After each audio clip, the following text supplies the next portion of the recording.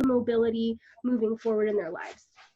Awesome. Thank you. How about you, Sandra? What do you do? So I am a community-based doula in New Awesome. York. Yeah, and I love what I do. For all who don't know what a doula is, I am a support person for anyone birthing during the postpartum period and also before pregnancy as well. That's So awesome. yeah, I just guide moms and uplift them and hold space for them, especially now during this time. Yeah. A lot of my work now is done virtually Mm. because, as you know, I'm not allowed to go to majority of the hospitals in New York, so I'm navigating that. And when it comes to my services too, taking a lot of videos and giving them to mamas and offering sliding scales and just navigating, the internet space. And I'm not used to it at all. My business has definitely made a shift, but it's with reason. So I'm just going through the waves and still supporting moms any way that I can. Wow, that's awesome. Have you heard of I love the doula industry. I couldn't personally do it. It's a lot to see. But have you heard of someone being a death doula? I know a couple of death doulas. Yeah. Yeah. There's different types of doulas. So the ones that I know there are birth doulas, there are postpartum doulas, there are end of life doulas, which I End think of that's life, what you're yes. referring to. Yeah. Yeah, there's bereavement doulas that deal with like stillborns and Mm. abortions and all that. And then there's full spectrum. I'm actually going to go through a awesome organization in Brooklyn to become a full spectrum doula come October. Oh, wow. So I just want to be well-rounded for my clients instead of like restricted. So yeah, I'm very happy about that. And there's different types that you can be, as you know, I stated. Wow. Well versed. Yeah. Thank you. Thank you for sharing. I did Welcome. not realize how Welcome. many different positions there were in the Yes. industry. So, how about Pablo? Are you there? Can you speak to us? If not, that's okay. Feel free to, if you don't have access to like your camera or to voice, feel free to type in the chat, who you are, where you're from. If you want people to be able to connect with you, feel free to put your social media tag out there, maybe your email address. And for those of you who are able to talk, still feel free to do that too. So y'all can connect with one another. I saw Jaden pop up. I think I'm saying your name right, Jaden. Would you like to introduce yourself? Yeah. I like your, are you at the Star Wars ride? Is that where that is? The Millennium Falcon, yeah. Yes, that ride's awesome. Well, I'm here because I know Kellen, cool guy. Okay. He was like my mentor during a Junior Achievement Business Week program, and I've just been following him since. Awesome. And that's why I'm here, just to learn from you all. And yeah. That's awesome. Well, so what, are you still in high school? No, I graduated last year. And okay, right now I'm just like, oh, thank you. And right now I'm just like beginning my life. I don't know what that looks like quite yet, but I'm doing the best. Yeah, let me tell you, no one knows what that looks like, no matter what age you are. This is scary. Yeah. One day at a time. That's all you can do. I was gonna say, that's awesome. I did JA week when I was in high school. It was at what's the culinary arts school? Johnson & Will. Yeah, was yours there too? Mm-hmm. So that's awesome. I'm happy to see that it's still going.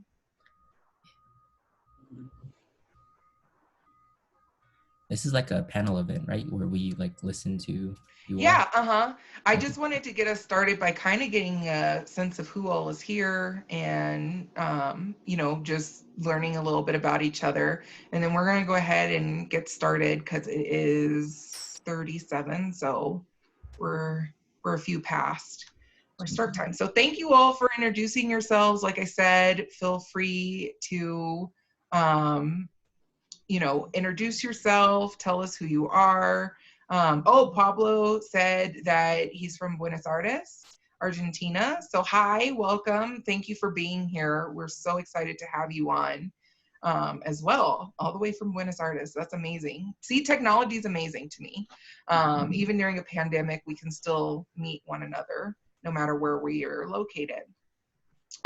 So to get started with our questions, I want to ask both of our panelists, before you get into describing, you know, who you are and what you do, I want to ask you, what is one word you would use to describe your business? And feel free, either one of you, to just jump in. I'll start, because I was contemplating this word over and over. So I think the best word for my business is capture. I love that. Yeah. The word that describes my business is, I would say, diverse. I love that. And that's so important. I know you both were like, that was really hard to like think of one word. I use the word transformative in my business because everything that I do is meant to hopefully transform and inspire my clients or the folks that they work with. And so it really boiling down your business to that one word, like it's almost like your why, essentially, too, is always great to know. So go ahead, let's dig a little bit deeper. Tell me who you are, you know, where you're from, and what it is that you do. Either one of us, free for all. Yes. Okay, so my name is Danielle. I am a serial mompreneur. So I have 4 littles, 3 step kids, 3 fur babies. I'm just like being a mom. I am a photographer and I'm also a life coach. So those are my 2 main focuses right now. And I've lived in the entrepreneurial world since I was 14. My parents are entrepreneurs. My grandmother was an entrepreneur. So I've kind of been groomed in this, you know, finding your passion and making a life out of it, which I'm thankful for because a lot of people don't get that opportunity. It's caused me to open a lot of businesses, tried a lot of different things and kind of find what sticks. And so I primarily do weddings and family portraits. And now, because I'm doing so much networking, I'm doing a lot of branding and headshot work. Awesome. Yeah. My name is Kellen Lanier. I'm actually a Aurora, Colorado native, as we say here. I'm a serial entrepreneur as well. My background is mostly in healthcare, so pharmacy management, and everything that you can think of with pharmacy, probably. More recently, we've moved into not healthcare, but construction, infrastructure, transportation, and nonprofit. So that has been a really recent change as of maybe 2 years ago for most of that. So I'm pretty much a systems person in my companies. That's kind of what I do, which I think we'll get into a little bit more. Awesome. Thank you. I was going to ask you both, you know, I would like to hear a little bit more. I know this wasn't one of my questions that I pre-asked, but a little bit more about your journeys, because I find them both very interesting. You know, just to hear about how you got to where you are. Danielle, you said you've had a background in it of entrepreneurial spirit, and your mom and your grandmother kind of laid that foundation for you. And then Kaylin, how did you get, I said your name wrong, I'm sorry, Kellen.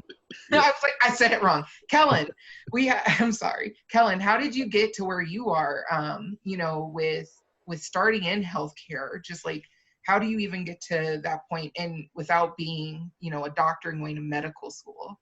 So I'm very interested in hearing more about the journey for both of you. Yeah, sure. Danielle, do you want to go first? Sure. So my grandmother, my family's from Trinidad and Tobago.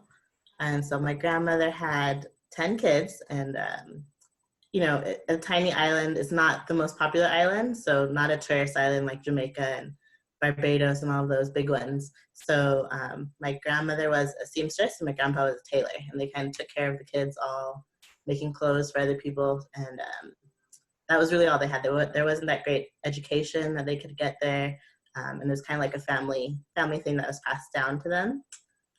My parents moved to America when I was little. And both of them were like, okay, American dream. They went to school, became nurse practitioners, and then they opened up, an assisted living and a family practice. So all the way through high school, I'm kind of like helping them establish their businesses, making flyers and getting the front desk stuff, being receptionists, working as an aide in my mom's assisted living. And really, so my mom was the first one to move to America. So all my other aunts came and became nurses and kind of hopped on the business. And even my siblings, 2 of them still work for my mom, but medicine was not my thing. Went to college, had 2 kids in college, and then I was like, you know, it's just not really what I'm passionate about. So I switched my major from medicine to early childhood education and opened up my own daycare when I was 20. And so I did that from home for about 8 years. So it was a way for me to be home with my kids. I finished my schooling while I was having my daycare, learned a ton. And that's where I kind of learned just about like sales and having to consistently have kids and standards. And, you know, I was able to make a really decent living. I had 4 kids. By the time I got to 4 kids, I was like, okay, half the daycare is my children. So it's not very profitable with the state limit. So I decided to stop that. I was also going through a very messy divorce. I was in a toxic relationship. So I moved to Texas with my best friend for a little bit and just kind of had a fresh start. Didn't know anyone.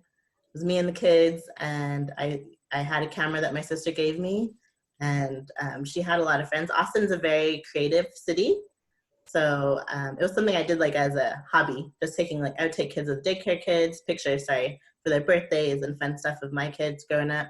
And so in Austin, I really got to get my hands dirty. I had people that I met and would bring me along to their weddings, and within 4 months of moving there, I was able to make my living full time off of photography. Learned a ton. You know, I was still very hobbyist, but I was doing only photography. And then, and so I had 3 kids that time. I got pregnant right before my divorce finished, and ended up moving back to Colorado to be closer to my family. And so it's kind of good because I got to come back with all this experience. And it's a little bit of different grounds. I would say it wasn't as easy as Austin as far as like jumping in and making a living off of photography. And so really I just got into networking like crazy. Even though I'm from here and I knew a lot of people, I realized quickly that like the people I knew weren't my clients or my business mentors. And I got associated with some great businesses and did some digital marketing, virtual assistant work, and started just growing my photography business. My life coaching business is a very new endeavor. I lost my cousin in November to suicide. And, you know, my family's like, they're just very strong people, so not very good at talking. We're good at celebrating stuff. And so just gave me a little bit of passion, because even when I was going through my divorce and dealing with a narcissist, I kept all that secret from my family, all the depression I went through. So just kind of opened my eyes up to the power of your story and just wanted to help other people. And so that's where that little liaison opened up. And here I am today. Thank you. Thank you for sharing. You're welcome. Yeah. So my story, starting a business and just my journey, it actually, I guess, to go all the way back, it started in middle school. So my dad was an entrepreneur. Now he's just doing more regular stuff, but he would make us work after school. So he had I think they still exist, pack mail, packing and shipping store. And after school, we would walk up the hill, my brother and I, and we would work until it's time to go home. So that was kind of our first taste of, owning your own thing. That was a franchise, but, still the same thing. And then again, in college, I went to college thinking, well, in high school, I really wanted to be a chef. And then I saw how much money chefs made on average. And I'm like, I can't justify going to college for this. It wasn't adding up. So went to college for hospitality and hotel management, which I thought was pretty much the same thing, but made more money. And in college, it wasn't fulfilling. The path that I was on, the educational path I was on, just wasn't what I thought it was, should be. So I started a business doing, I don't know, it was very half-baked. It's probably plagiarism, but it was an exchange of basically research between students on campus. So you can exchange research, so solicit research, exchange it, and so on. It was called University Exchange. I think the total time, the money that I spent versus the money I made, I think I made $5. But it was my business. I made all the money off of advertising. And then I shut that down pretty quickly before I could get in too much trouble once I realized the implications of what I was doing. During that time, I had actually started taking business law classes. And that's where I just fell in love with, what most people, I guess, would, legalese, think is just so boring. I was just fascinated by it.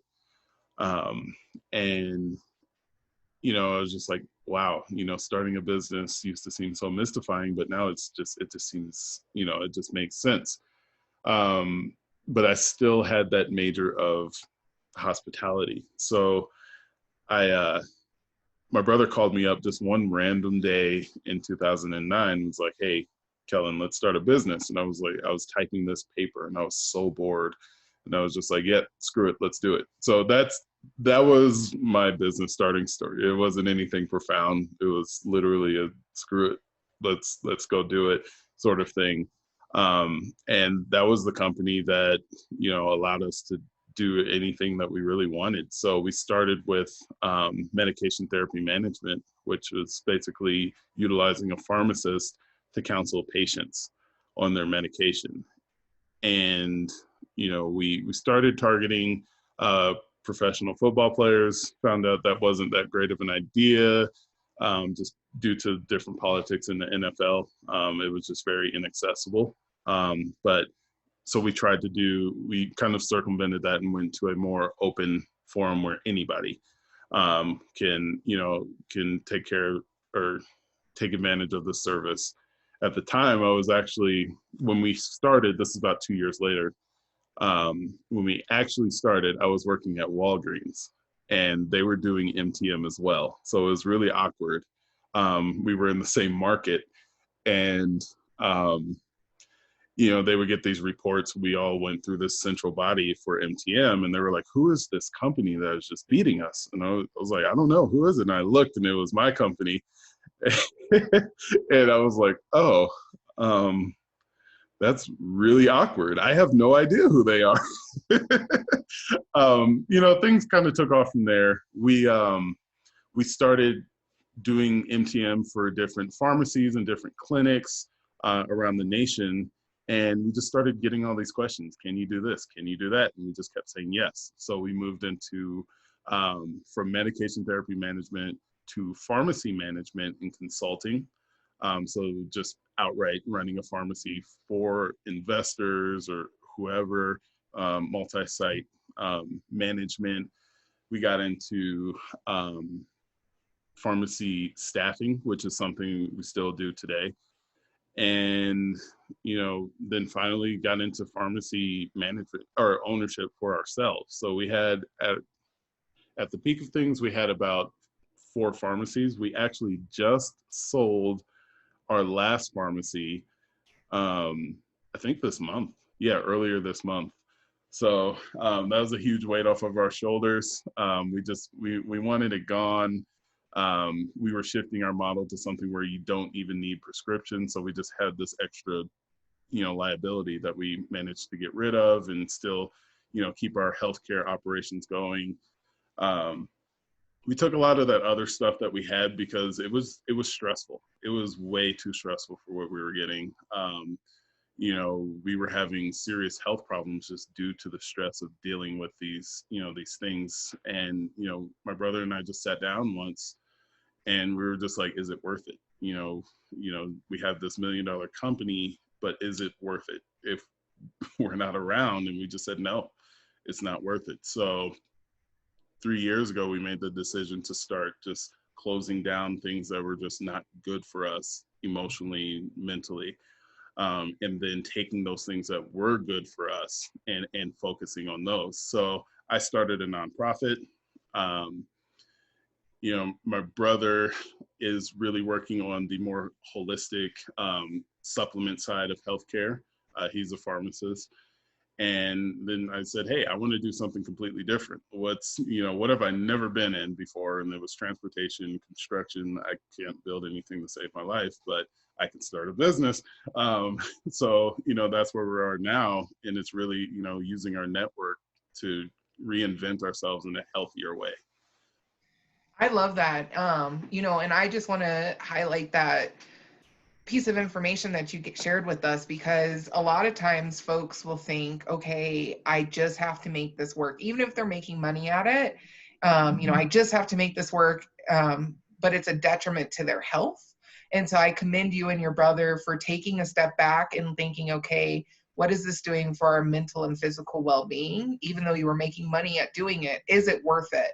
I think a lot of times folks, might be in a job that they hate doing and it's causing them a lot of stress, or making them sick. I've been there. I was in a job where I was getting physically ill from like having to deal with the world's worst supervisor in my mind. So, there's a point where you have to like say, no, like this is enough. Like I will try something else. And just being able to step out and think, I really like that thinking where it's like, okay, I'm going to try something completely different. A lot of folks wouldn't do that either.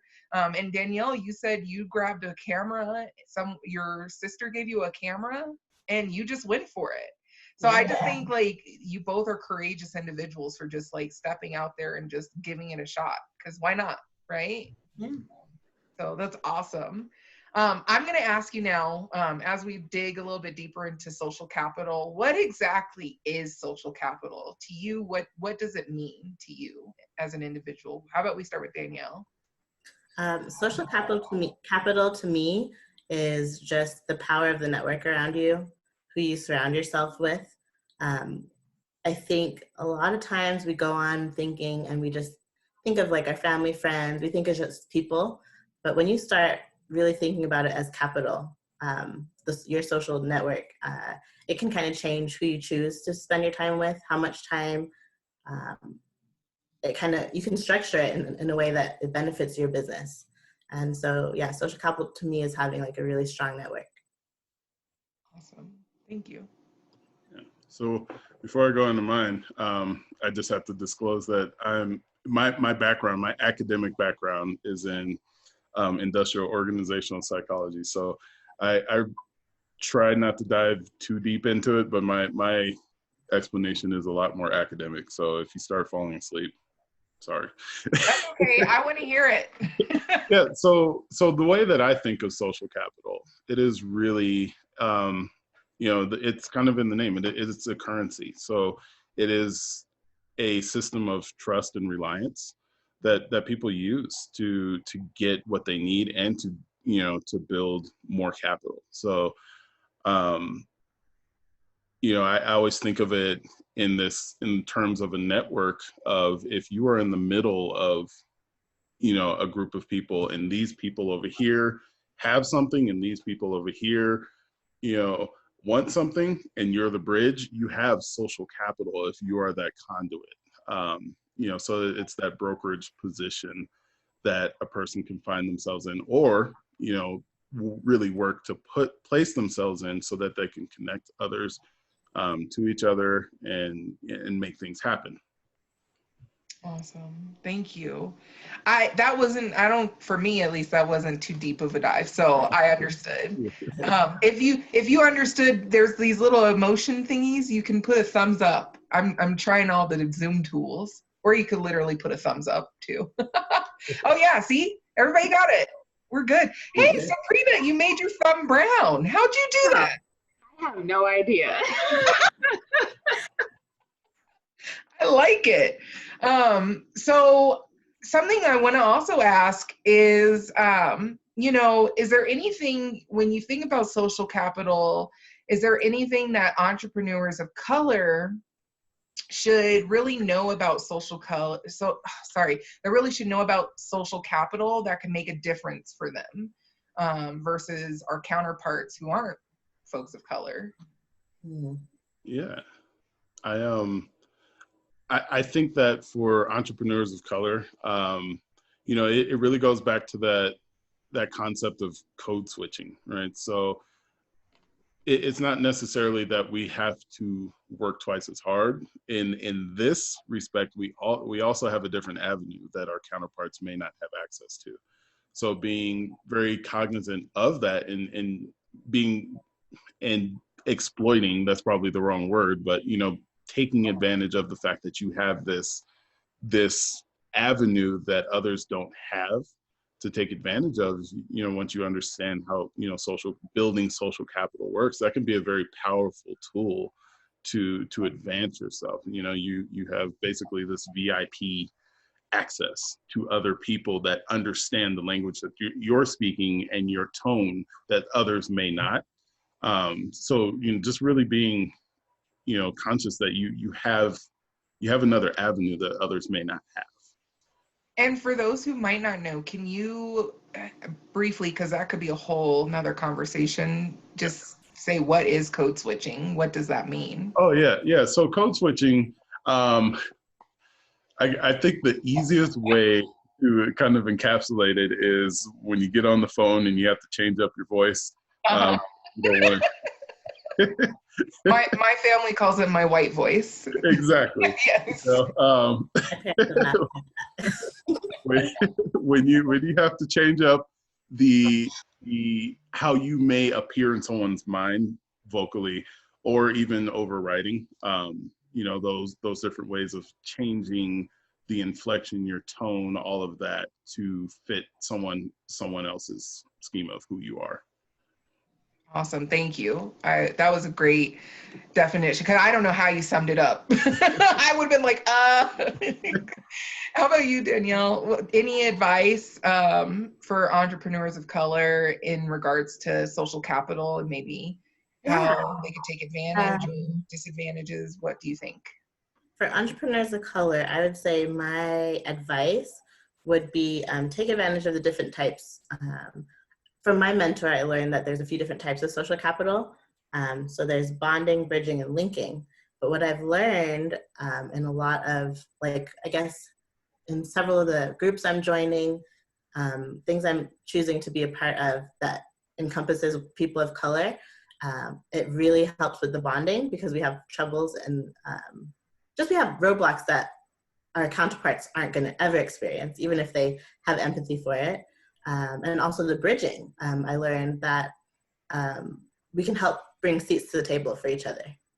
Open doors that might be closed otherwise. And so I think for entrepreneurs of color specifically, we really have to take advantage of those two parts of social capital, the bonding part. So we understand each other, and then the bridging, making room for each other at different tables. I think that's the biggest thing. But also, on the side of that, we have to stick together and also not feel like we don't belong in rooms that don't look like us. So that's the other part of that.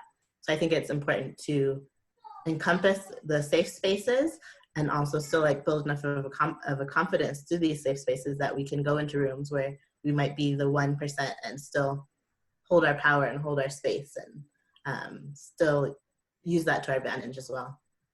I love that. Yeah. So I've met a few entrepreneurs who have said that they're afraid or don't feel comfortable going into a space because they're the only person that looks like them. And so really, especially in a market like Colorado, you have to be a trailblazer. And you really have to not, I mean, being an entrepreneur in its own right is scary enough, right? Because you're taking so much risk, but then on top of it, to be willing to go into a space that you're the only one there, it makes a huge difference. But then it also, if you think about it, when you do that, you're saying, hey, now I can link arms with someone else and bring them along with me and make space for them too. So I appreciate you saying that. So a question I had thought of really quick is, you both have lived outside of Colorado and have started businesses outside of Colorado, where the demographics are very different. So I just would love to hear some insight. And Danielle, this question sparked when you were talking about your journey and how you went to Austin, where I don't know how many Black people or Hispanic, Asians, how many people of color are there, but I'm assuming it's different than here in Colorado. And it seems like you were able to just start a business fairly quickly there.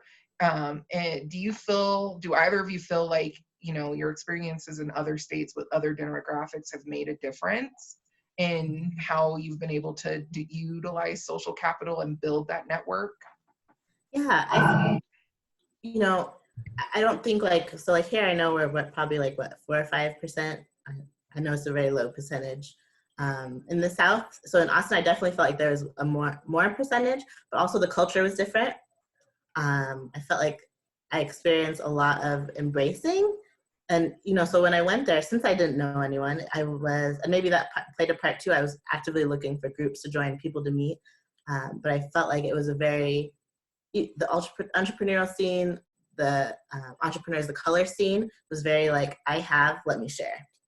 I have a wedding, I'm booked this day, someone asked me, do you want it? It was it was different than I've experienced here. I don't think still to this day have not experienced that here, which was part of a roadblock. I understand the culture, there's culture barriers too, even within the States, that people don't always see. And so I think that accelerating and people supporting one another, not being afraid to be hey, I'm a hairdresser, she's a hairdresser, we can't associate. It was very different in Austin. And I think that helped me jump in, right, and make money and make a living, and everyone's happy, everyone's eating, there's enough food for everyone out here.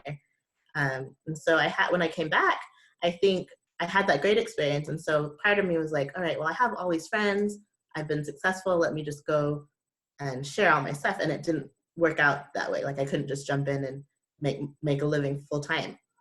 To be honest, for the first year, I was still flying back to Austin for a lot of work, which is weird because I'm born and raised here.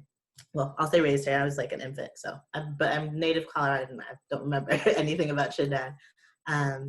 But in Colorado, I think the thing that we have to learn, and I think people are learning, is just embracing that there's room for everyone. There's food for everyone. You don't have to be competition. When I moved back here, the hardest thing for me was I immediately felt crab in the bucket. In the photographer scene, people that had known me in my previous businesses, my daycare, or my ex-husband's business was media, which was oh, you're a photographer now, instead of just let me mentor you, let me do this. So I think I've seen some shift in that, but I think there has to be more of that, let's help each other to help everyone go forward. I definitely understand what you're saying. And when you mention crab in a bucket, for those of you that don't understand or may not have ever heard that terminology, but crabs will tend to pull each other down instead of lifting each other up to help each other get out of the bucket that they're trapped in, or the pot, the boiling water. They'll actually fight each other and drown each other in the water. So I think that's so important. And that's one of the reasons why I asked that question, is because, even if you're listening to this and you know of someone who needs mentoring, or, someone who is starting their own business, encourage them. Even if you can't purchase from them, share their information on Facebook. Just send them an inspiring, uplifting message. It doesn't take much to be a support and help to others who are trying to make way. And like you said, Danielle, I totally believe there's enough table for us all to eat, or enough room at the table for us all to eat. So I totally agree with you. How about you? Do you have anything else to add? Anything that you noticed? Any differences? Yeah, Colorado is definitely different. My experience, we started in Florida and then expanded to Texas. So there was a lot more people that looked like us out there. However, being in healthcare, it was still, we were operating in very white spaces, and navigating that. I'm glad that I started in Florida, and then Texas, kind of like training wheels. We had a lot of support. I still will never forget, we were negotiating a $600,000 deal, and the guys just kind of, that we were talking to, they were just like, you sound different. Can we see a picture of you? We were just, what does this matter for, the terms of the deal? We were almost to an agreement in principle, and they left their phone off of mute. We gave our LinkedIn, and they left their phone off of mute, and they're like, these guys don't look like what we thought they looked like. Are you sure that this person is a CEO? Are you sure that this person, look at them. Yeah, so that phone call ended how you would expect it to end. But we learned a lot, and we took some of those skills of just, how to navigate that, without burning bridges left and right. Getting to Colorado, I would say Colorado in healthcare, at least, is infinitely more difficult than most states. We were unsuccessful in building a pharmacy out here just due to the local politics. We were just iced out of every single location that we could find to rent. It is definitely crazy. It's good to see that, your community will support you. I do agree with Danielle that, in Colorado, we experience a lot more. In my experience, it was a lot more silence than pulling you down. It was just, hey, are you out there? And, just kind of get a look, like, maybe, but I'm not going to talk to you, sort of thing. So that's been my experience. Thank you so much for sharing, and for sharing that story, because I know that I've personally have experienced things like that, where I've shown up for interviews or to talk about contracts, and I've literally had people tell me to my face, oh, you weren't what I expected. So, and I know what that means. So, you know what I mean? So I appreciate you sharing that, because that is something that folks maybe on this call will or have experienced. And yeah, the silence, it's deafening when you're like, hey, I want to connect with you, and no one stops speaking up.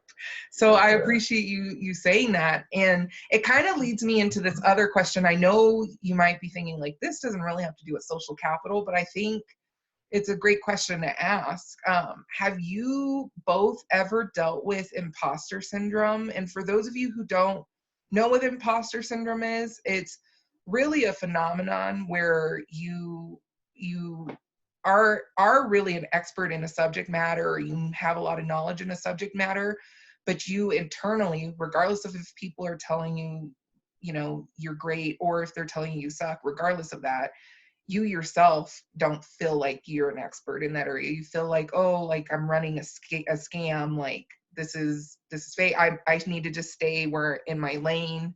Like I shouldn't try to expand myself. There's a lot of feelings that come along with it. And a lot of folks, regardless of, if they're Black, white, Hispanic, Asian, Indigenous, feel this, although folks of color feel it more statistically. So I would love to kind of just hear from you both, if you've ever felt imposter syndrome, and what are some key pieces of advice you could give to folks that are on the call, to kind of face that? I definitely have experienced that. I think I have experienced it in most of the beginning of my endeavors. You know, in Texas, it probably faded the fastest because I had people cheering me on, like, "Oh, you're great! You know, you're doing great. You're learning." When I first moved back, and I realized that I wasn't going to be making my full-time income, and now I'm a single mom with 4 kids. I actually got a temporary job at a studio, a photography studio in Colorado, close to the mountains in Ken Carl. And I had a little bit of imposter syndrome because, and I think it was like, you don't look like who we talked to on the phone. And so when the attitude shifted when I walked in, I was like, oh. And although I knew like I had experience, I was in Texas for 3 years shooting, they saw my gallery and they loved it. Like when I got in the room, it suddenly felt like I wasn't good enough. And I actually, I allowed a lot of indirect racism to happen to me in my experience working there. I was one of 3 photographers, 2 white men. I was the only woman, the only person of color in the business. And there were times where they had me, and at first it was okay because they said people are requesting you, but they had me the only one outside working, shooting for 8-hour days, 30-minute break, and the other photographers in the room on YouTube. You know, that came to a point where I was like, hey, like I love shooting. This is what I love to do. But if there's any kind of incentive, you know, I see I'm making $20 an hour. You guys are selling them for $5,000. I'm shooting, I'm editing. That's a huge markup. Any kind of commission possibility. Now, when I started asking questions, they had problems. So then it went from, if I had a space, I couldn't sit down and watch YouTube videos like the others were.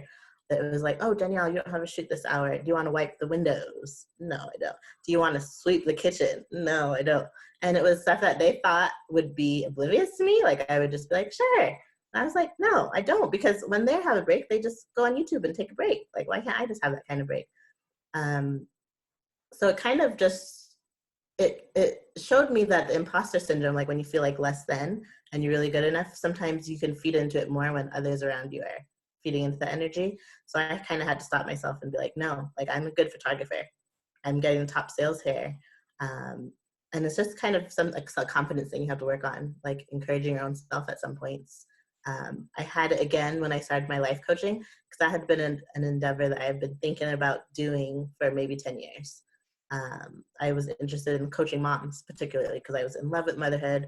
But I was just like, oh, like, I don't know if I'm the best mom. How can I be a coach? Is there a standard I need to be? Like, my life's kind of crazy. Does that mean I can't be a life coach if I haven't had this perfect A+ line for people, lifeline for people to follow? And so, yeah, 10 years of me not doing it. It was November of this year when I first was like, okay, I'm a certified life coach. I got my certification. I have experience. I love coaching people. Let me like step out on the limb. And a lot of that was that imposter syndrome. Like, I don't know if I'm good enough. I need a life coach too. So that was a huge thing for me.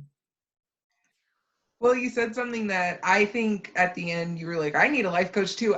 Everyone needs their own coaching and their own therapy. Therapists even need their own therapist. Okay, so just for all of you out there, I'm pro coaching and pro therapy. We all need it. And if anyone tells you they don't, then they really need it. Okay, so so yeah. But thank you for sharing that. I appreciate it. Were you, just really quick, were you at the studio in Aspen Grove? I know I don't want to say their name. It was called Vision. Oh, okay, never mind. I was like, far in the mountains. So. Oh, okay. I was like, it's not Portrait Innovations. I go there sometimes, but I won't anymore. It is a small studio, but they made money. Yeah, it was expensive. Yeah, I've definitely felt imposter syndrome left and right. I would say even as recent as my newer endeavor, we somehow, I don't know how, got a meet with Google for in-ground, their fiber optics. And, this whole time I'm just like, I don't belong here. like, what am I doing here? I don't know the first thing about construction, which I actually didn't, but that's not why I was there. I was there to explain the business, but still just that thought creeping in of, perhaps I'm not the best fit for this space. That creeps in quite a lot. I would say that my biggest experience with that, aside from that, meeting with Google, is there's so many, but I guess I'll speak in general. So I tend to feel imposter syndrome when, most entrepreneurs, you kind of have this hang time, right? Where you're starting something new and perhaps you have a job to support yourself in the meantime, of just that dual life of going to work a 9 to 5 and then, building your own thing. Sometimes, especially depending on the organization, some are very hierarchical and will just tell you, you're not worth anything because you're down here and I'm up here. And, allowing those thoughts that in that context of whatever business that is may be true to seep over to, your self-worth. And leading you to believe, that, you're not worth anything. You're not supposed to be here. You're not supposed to be thinking that big. How dare you think that big?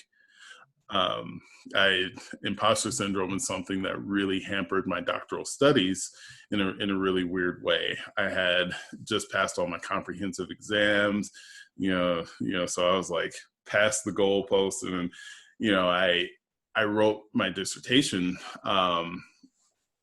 abstract, and my chair was just like, this is too aggressive. This is way too, you should pick something that's a little bit more just toned down. And, I wasn't with it. I think that was kind of the breaking point for me to, where I was just like, hey, I'm not going to let imposter syndrome, keep me down. I switched chairs, switched dissertation chairs. I said, you're not working for me. It's not that this dissertation isn't working. It's just you are not working for me. And, I feel kind of vindicated. That's something that's still in the process for me. But, it was this constant thing of, Kellen, your topic is too scary. And then this Netflix show came out called The Great Hack. Has anybody seen that? Or The Hack or something like that. That's basically what my dissertation was on. So I was like, hey, see, it's out there. So, it's something that I struggle with. It's something that I think I would continue to struggle with, but I no longer let it slow me down. I just find a different way now. I'm muted. Okay, sorry, I was muted. Awesome. Thank you so much, both of you, for sharing. And I'm going to, I know some folks start to pop off around this time. We have 2 more questions that I think are really important that I want to get to. And then we'll do Q&A. But I want to put into the chat really quick our survey. Please, please, please fill out the survey. This is how I know, because this event is free. So it lets me gauge, just how valuable is the presentation that you get. And also, if you would like to connect with the panelists, myself, or our sponsors, you're able to do that. And so I'm going to throw that into the chat right now, just so that you'll have it, and feel free to get it queued up for after we're done talking or whenever you have to pop off. But there's that. Okay, so my next question I wanted to ask is, during COVID, do you feel like having a strong network has helped you and your business? And if so, can you maybe give a quick example how? I think COVID-19 has been my lifeline. Partnerships has been my lifeline during COVID-19. When everything first hit, I think it was natural for everyone to be like, I don't know what to do. And photography specifically, the coaching I've actually been able to do more than because I was like, oh, well, now I can be at home. So that part was okay. But for photography, I was like, well, everything I do is in person. I wasn't really the one to think about let me do FaceTime photo shoots. I love my gear. I love meeting people. I love being out there. And so for a while I just stopped.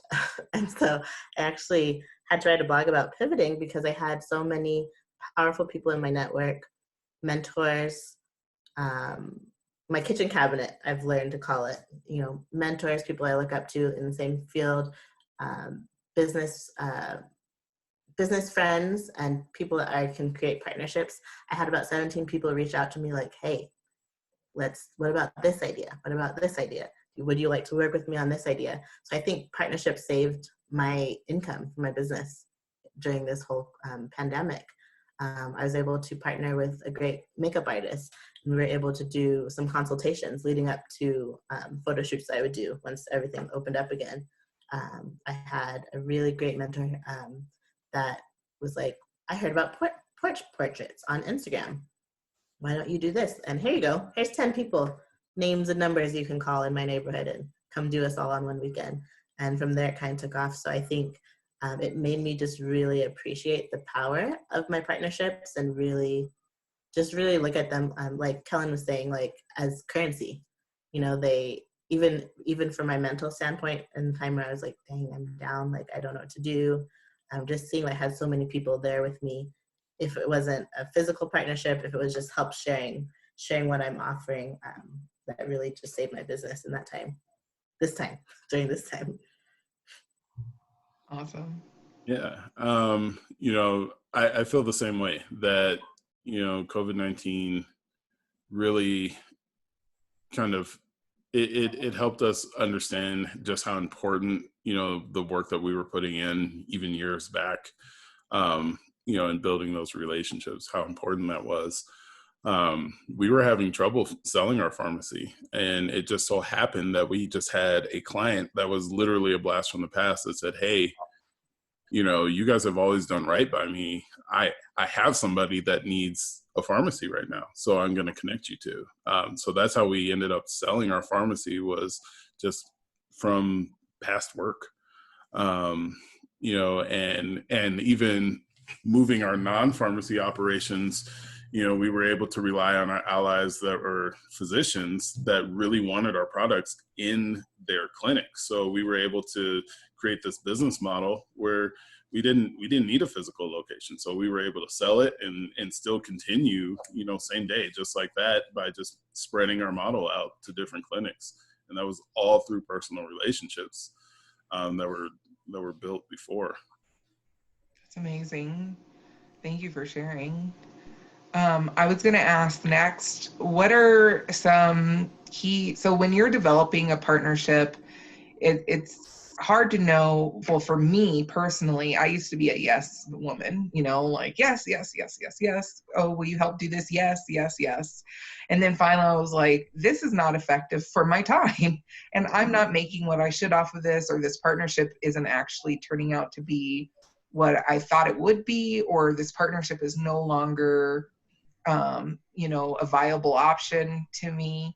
So can you kind of talk to that a little bit more for yourselves? What are some key aspects you look for, some key things you think folks should look for when developing a partnership? And maybe some tips on how to go about reaching out to folks. I think my tips would be, first of all, be open when you're reaching out to people, because there could be people that you shut off if you don't give people a chance. My second most important tip would be, like, try to find people that align with your values. I think that was one of my biggest mistakes, and it cost some of my business. I had a partnership where I think they were like, wow, like they're making 6 figures, the more mentor kind of partnership. But value-wise, I realized that we had disconnect. And so it caused some shifts, and it just made me realize, like, my clients, what they want from me isn't exactly what I want from me, but also my clients seeing my association with this person, it could hurt me. So I think it's really good to have your values in alignment, and to have someone that you can share with. So if you're learning from them, you're giving, I think it's good to have partnerships where both sides can give something to each other.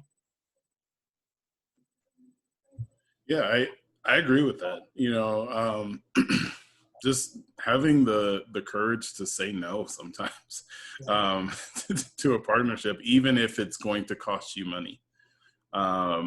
You know, I believe that building social capital long term really requires that investor mindset of, you know, what is this going to look like in a few different years? Not what is it going to look like now, because, hey, we just met and everybody's smiling. That doesn't mean 3 years down the line that, you know, things are going to be great.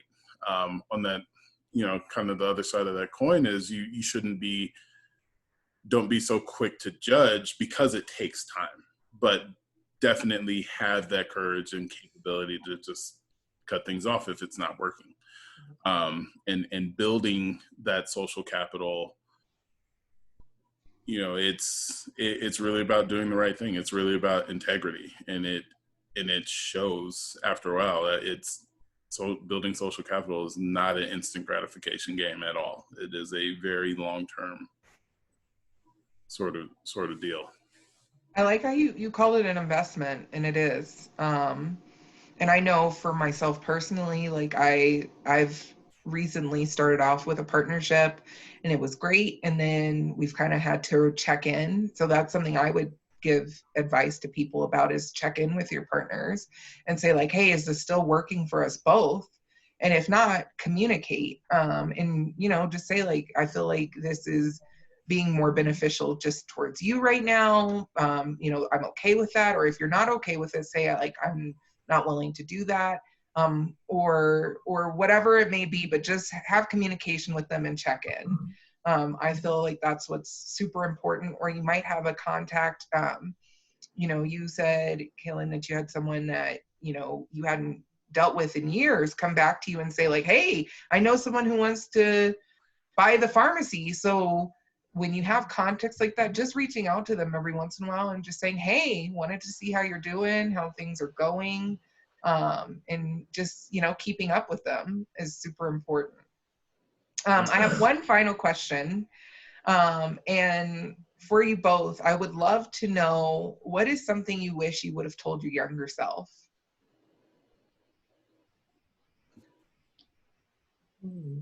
I know you guys are thinking about your novels. Novels of advice. I think That's one what thing I have. told my younger self is just to keep my go-getter spirit. I think I had that even like as a high schooler. I had tons of self-confidence, and I let life circumstances like crush that. So I would just say like I would tell myself that that's one of my valuable assets, my go-getter spirit. I think if there's something I can go back and tell myself, it's probably that Mike Tyson quote, everyone has a plan until they get punched in the mouth. Just because, you know, we spent 2 years, you know, trying to figure out our business, and it's 2 years we'll never get back where we could have been starting. We could have been doing something. You know, just to be way more aggressive in my belief about myself. You know, don't listen to my employers at the time who were telling me I'm not worth whatever, and just do it. You know, no one really has everything figured out anyway, so just go ahead and, you know, jump in. I think the people that I mentor, that's one thing that I usually impress upon them too. They're like, well, Kellen, should I? I'm like, yeah, just do it. Like, I always joke with some of my colleagues, I want to write a book one day called Start Shutting Up, where, you know, you just, you know, stop talking so much and start doing, and see what comes of that. I love that. And, you know, I want to invite everyone in the audience, if you all have any advice you would have told your younger self, share with us. I'd love to hear what you have to say. I think something I personally would have said is, don't listen to their critiques, and that you're freaking awesome. That's what I would have told myself. Anyone else have something to share? Feel free to just hop in.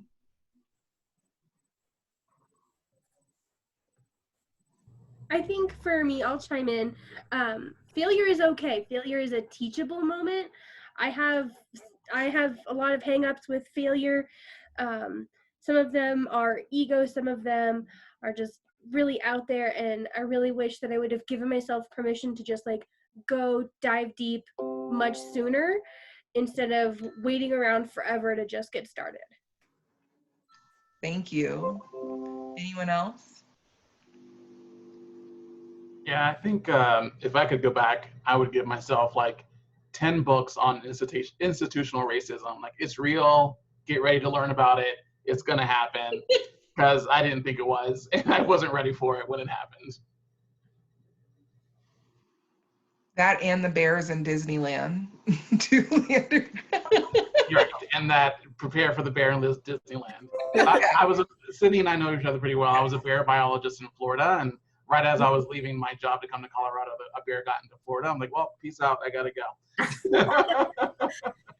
No bears. Maybe I'll add one more. Not to be embarrassed about sharing my ideas. I think for my younger self, I was kind of toying with this, oh no, I don't know enough, so I shouldn't tell anyone that I want to do this, so I'll just wait and go to school and like get my accolades before I actually share. And I think that was a big thing I missed as a kid, so yeah. Thank you for sharing. I appreciate it. Anyone else? All right. So we're going to go ahead and open up to Q&A.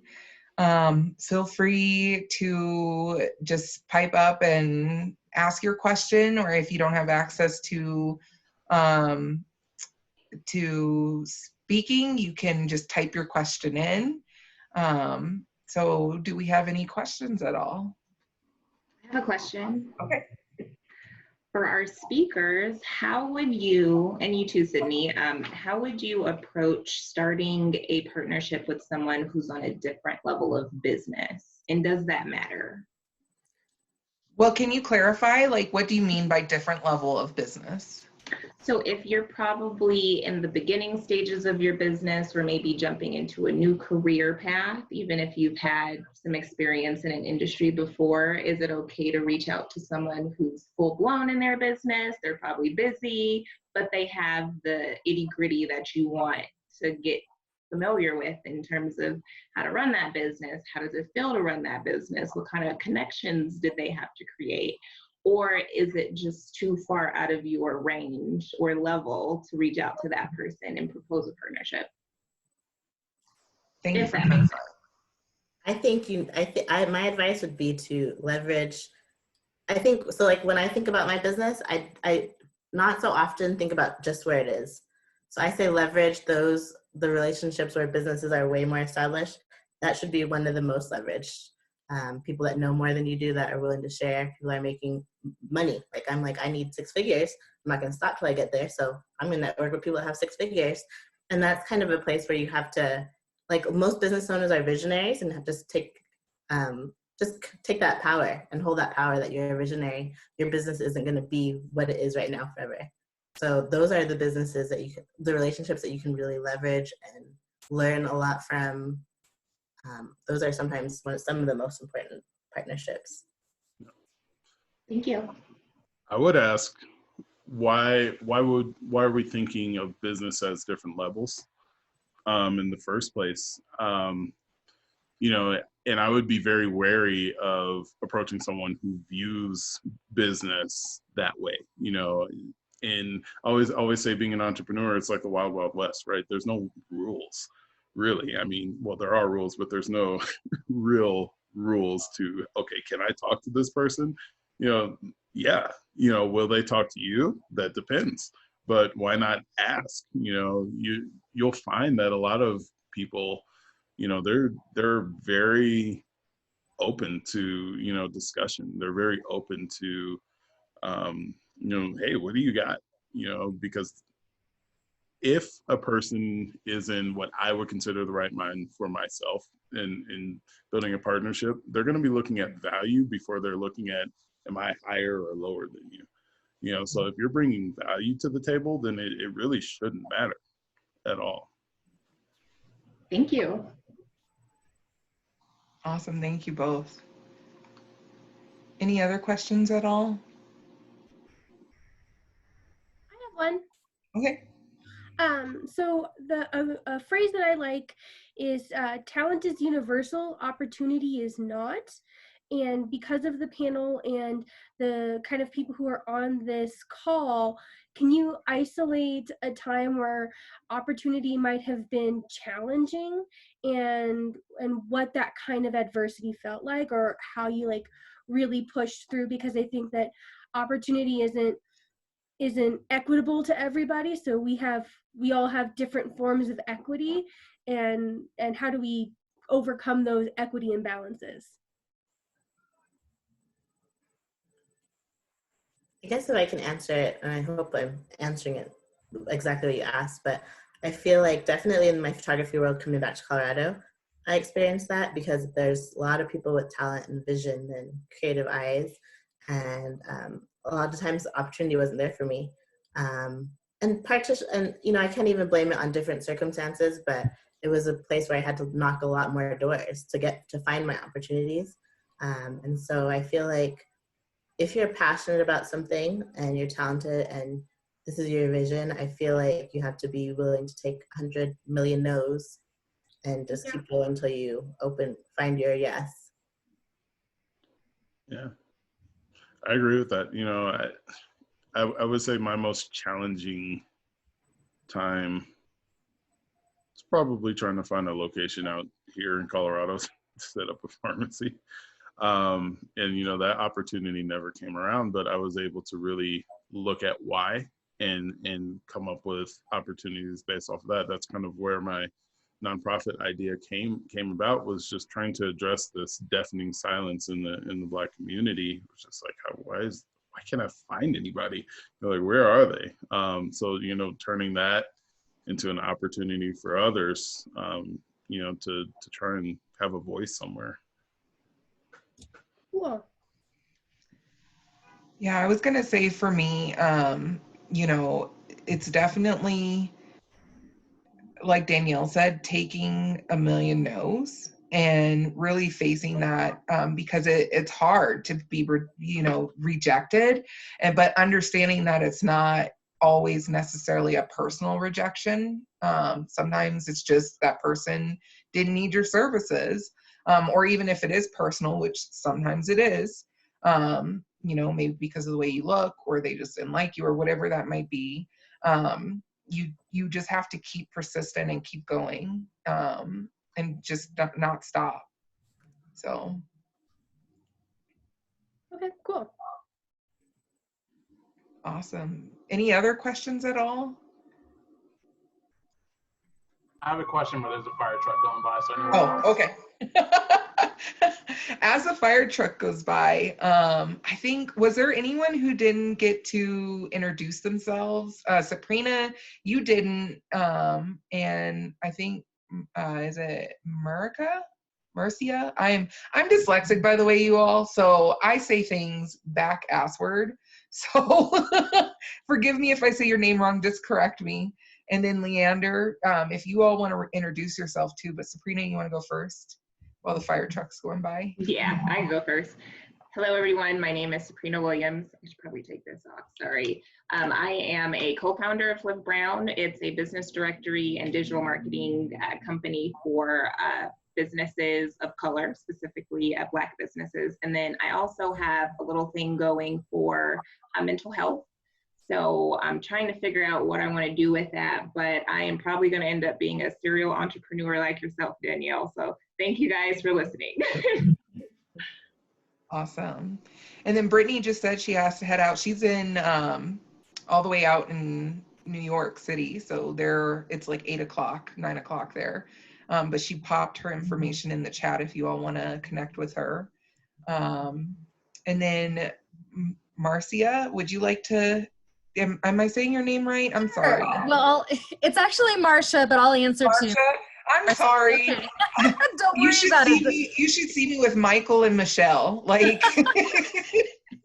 I've had it my whole life. I'm used to it. I'm Marcia. I'm actually a colleague of Kellen's, and we work closely together on several different projects. But I own a company called convivial consulting group working on developing cultures and HR infrastructures for every type of business. And I've had the pleasure to work with Kellen, and he invited me, and I had to just be a part of this because this is a super important conversation that's only going to make me better and the cultures that I'm developing better. So thank you so much. Thanks for being here. And then Leander, do you want to introduce yourself and then ask your question? Sure, yeah. So my name is Leander Lacey. I'm the owner of Lacey Consulting Services. We work primarily with environmental organizations. We provide qualitative social science, diversity, equity, inclusion training, and strategic planning. So those are the 3 buckets that we're in. And I always say we because it makes my business sound so much bigger, but it's just me. But I always say we because that way they can pay me a week's salary. And so yes, get your coins. So I am in my first year. My 1-year anniversary won't be until, well, actually, in another month or so, which is crazy to think about. And my question is around social capital. So I live in Colorado. Technically, most of my work, really none of my work is in Colorado. I have an international contract, and I have 2 other contracts that are at a national scale for an organization. But when I think about networking my social capital, I'm like, I need to connect where I am, even though my work isn't here, because I need to see people. And maybe the reason I don't have any work here is because I'm not connecting with people here. And to a part of it is I don't need, quote unquote, this network because I can work in other states and I'm okay with traveling. So how do you reconcile where to network? Because I could network and try and expand my international presence.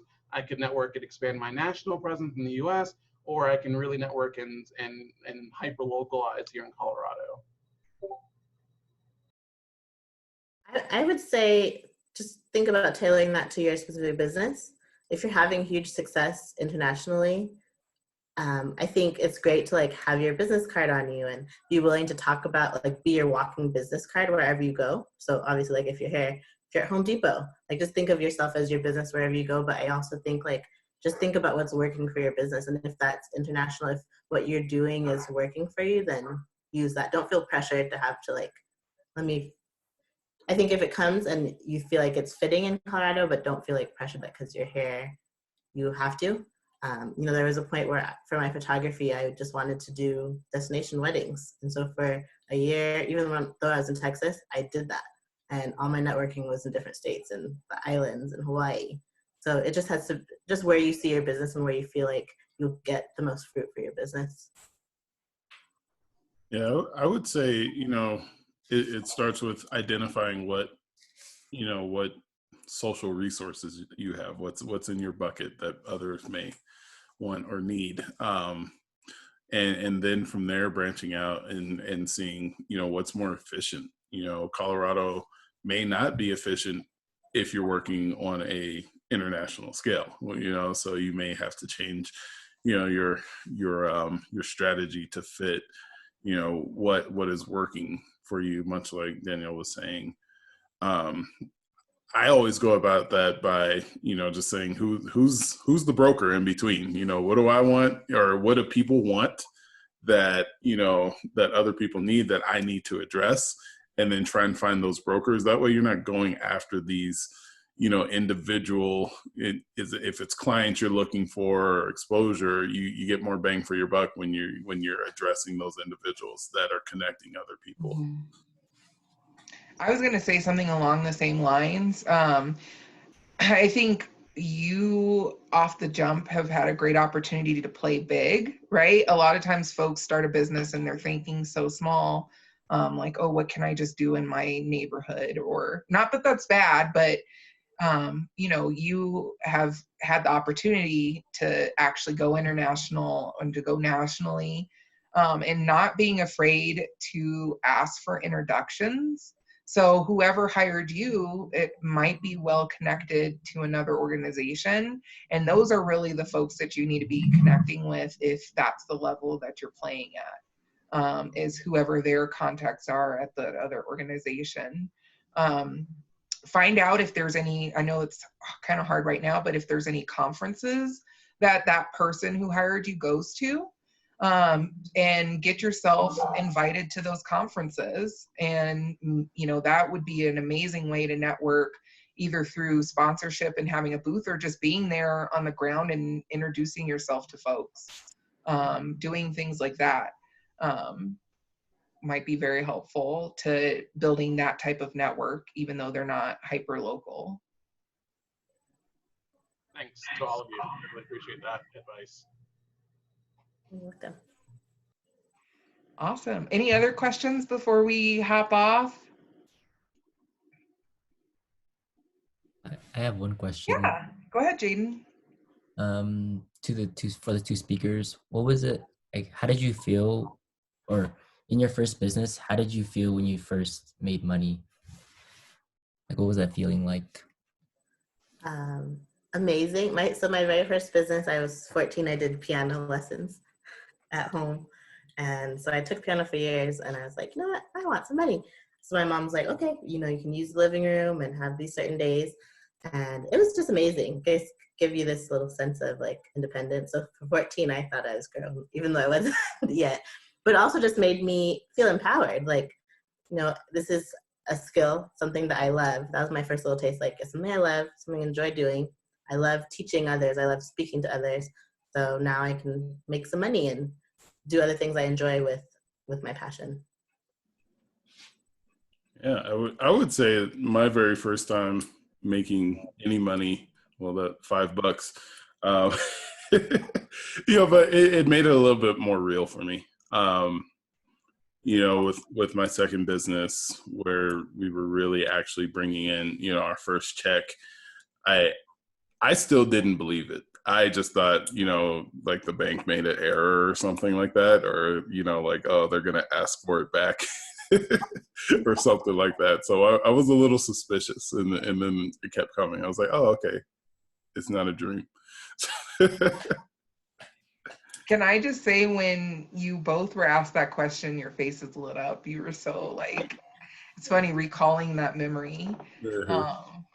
So before we hop off, I just want to say thank you to our panelists. I'm going to just plug my business really quick. So many of you know I have a travel and event planning business. As you can imagine, that is not going too well right now. Therefore, I have pivoted myself, and I have actually started a coaching business for folks who work from home. That can be employees and or entrepreneurs. And what I do is I work on mindfulness, goal setting, along with doing some work around imposter syndrome and whatnot. So if you know of anyone, if you know of anyone that's interested in getting some coaching around those areas, let me know, because I definitely know, especially for folks who aren't used to working from home and have to work from home now, it's a big adjustment. And even if you worked from home before COVID, it was a big adjustment. So yeah, that's what I do. And I want to say thank you to our sponsor, which is Kite and Dart Group. I have actually worked with Kite and Dart Group. They were my mentors, and I still work with them for mentoring. They're awesome. They work with impact-driven entrepreneurs, and they do entrepreneurial coaching for that audience. And I would like to thank our two panelists. You both are amazing. Before we get off, any last business plugs that you would like to give yourself for everybody listening? Thank you for having me. I really enjoyed the conversation.